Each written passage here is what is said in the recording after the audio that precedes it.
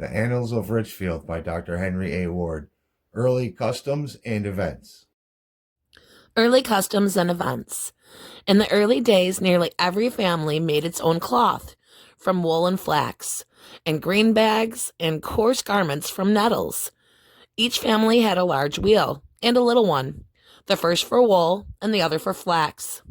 Many families had looms on which they made their own cloth, and at times rented their use to neighbors. At first, the picking and carding of the wool had to be done by hand, but afterwards there were several carding and fulling mills hereabout, the locations of which can still be seen on several small streams.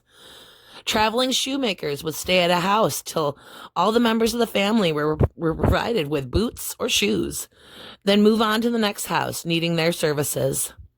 These itinerants were known as cat whippers. The cattle ran in the woods and often ate leeks, which would give the milk and butter a decidedly awful odor and taste. To overcome the objectionable taste to them, people would eat a piece of leek. During these early times, the settlers had very little for tea or sugar and no coffee. Various substitutes were used for tea. The inner part of the white bark of the pine tree and sassafras root was steeped and an infusion was drunk.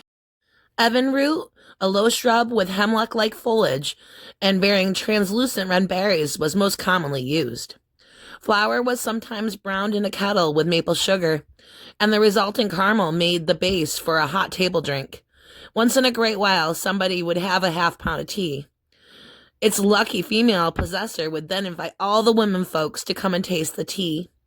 In the summer, they usually came barefoot, carrying their high-heeled shoes in their hands, till near the house of the tea drinking, just as they did on Sundays when going to a meeting. Later the use of tea became more general, but it was many years before coffee was much used. Even as late as 1835, when the late O.N. Shipman conducted an iron business in Springfield Center, it was a subject of marveling conversation throughout this region that he gave his men coffee at breakfast every morning. The first birth was that of Joseph Beardsley, son of Obadiah and Eunice Moore Beardsley, May 26, 1792. The first marriage was that of Ebenezer Russell and Miss Moore, a sister of Mrs. Eunice Beardsley, and occurred on 1793 or 94. Judge William Cooper of Cooperstown came on horseback to perform the ceremony. It was an event of much importance, and preparations for it were made. A great deal of donuts or nut cakes of those days were heaped in a wooden bowl and placed upon a pine table in a large room in the log house. The neighbors were present in their best gear. The magistrate united the couple and gave the bride a sounding smack immediately afterward. The health of the bride and groom was drunken with rum, and the judge departed. The young bride lived about a year, and hers was the first funeral, though a man had been killed before by a falling tree. There was no nearby clergyman to conduct the services, so a layman, Mr. Timothy Hatch, read a chapter from the Bible at the house and a hymn at the grave.